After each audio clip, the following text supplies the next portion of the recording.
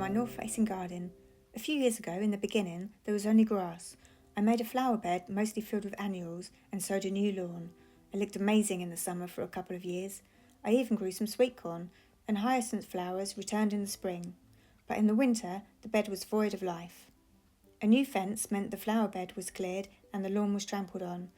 I made a new plan for the flower bed to include more permanent plants and also some foliage in the winter. Rather than sticking to shade-loving plants like ferns and hostas, I'm testing the limits of what can grow here. Over time, we will see which plants can adapt to this environment. This year, the Virginia creeper was getting out of hand and frequently needed a lot of cutting back.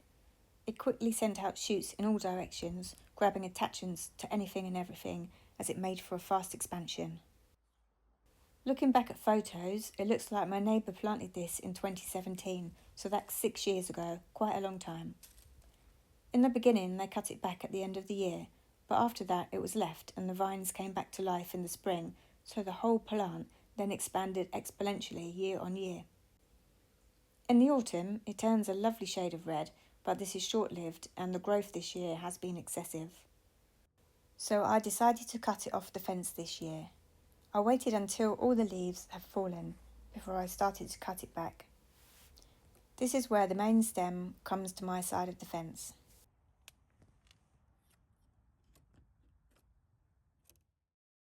The growing vine sends out tendrils which curl around any plant, making a tight grip. On fences and walls they attach with these suckers. They're quite firmly fixed. Pulling these off, it looks like it can actually cause damage to what it's been attached to. So I'm going to be cutting away the vines and leaving these attached. Hopefully they will wear away over the seasons.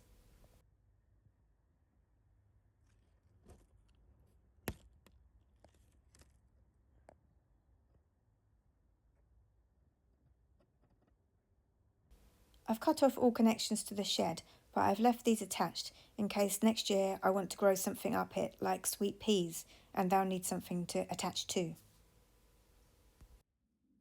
I started to make small cuts, taking care not to pull it too much. It took some time and I'm speeding up this part of the film.